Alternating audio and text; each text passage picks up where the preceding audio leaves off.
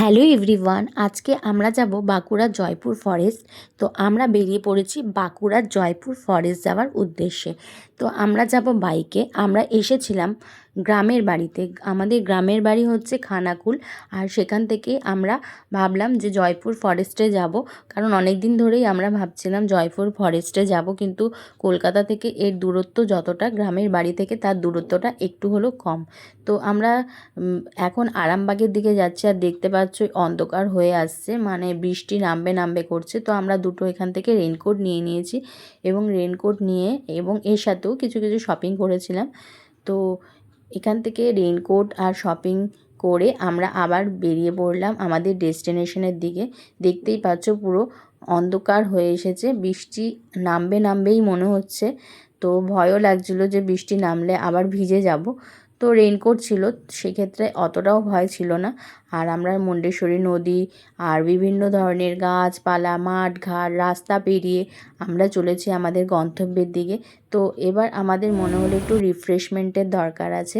তো আমরা রাস্তার পাশে দাঁড়িয়ে একটু চা টা একটু নিয়ে নিলাম। একটু চা টা নিয়ে আবার শুরু করলাম আমাদের জার্নি।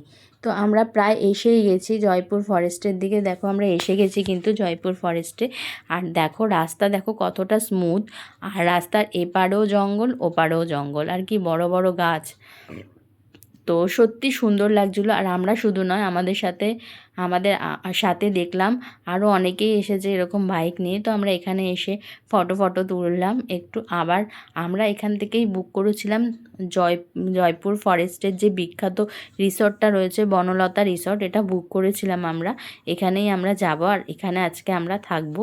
তো বনলতা রিসর্টে যদি তোমরা বুক করতে চাও তাহলে তোমরা অনলাইনেও বুক করতে পারো, আর অফলাইনেও আছে, তোমরা কিন্তু ওখান থেকে অফলাইনেও বুক করতে পারো। আর তোমাদের যে বাইকে করে যেতে হবে সেরকম কোনো কথা নেই, তোমরা চাইলে ট্রেন এবং বাসে করেও আসতে পারো। কলকাতা থেকেও অনেক বাস আছে এবং ট্রেনে করেও আসতে পারো, হাওড়া থেকে ট্রেন আছে। তো দেখো আমরা কিন্তু বনলতা রিসর্টে এসে আমরা কিন্তু এই হোটেলটা বুক করেছিলাম। আমরা হোটেলে এসে আমরা একটু রেস্ট নিয়ে একটু স্নান করে তারপরে আমরা এখানে খাওয়া দাওয়া করব। খাওয়া দাওয়া করে রেস্ট নিয়ে আমরা কিন্তু আজকে আবার যাব বিষ্ণুপুরের দিকে। আর যারা বাসে বা ট্রেনে করে আসতে চাইছো তারা এসে এখানে অনেক রকম টোটো দাঁড়িয়ে আছে, এখান থেকে তোমরা টোটো করে কিন্তু বিষ্ণুপুরের দিকে যেতে পারো। তো খাওয়া দাওয়া এসে গেছে। দেখো এখানে স্ম্যাশ পটেটো মানে আলু ভাতে, যেটা এখানে কমপ্লিমেন্টারি দেয়, একদম আদিবাসী স্টাইলের রান্না হয়েছে। আর আমরা দেশি চিকেন এবং দেশি মাটন আর একটা নিয়েছিলাম ফুলকপির রোস্ট। তো এইভাবে ওরা শালপাতা করে খেতে দেয়, থালার উপরে শালপাতা দিয়ে। তারপরে এরপর এরকমভাবেই একদম র্যাপ করে আসে। তোমাদের লাঞ্চ বা ডিনার যেটাই অর্ডার করো তোমরা কিন্তু রুমের মধ্যে পেয়ে যাবে, রুম সার্ভিস পেয়ে যাবে। এটা হচ্ছে মাটন, আর এই সামনেরটা হচ্ছে চিকেন, আর এটা হচ্ছে ফুলকপির রোস্ট। তো এখানে একটু খাওয়া দাওয়া করে রেস্ট নিয়ে আমরা কিন্তু বেরোবো।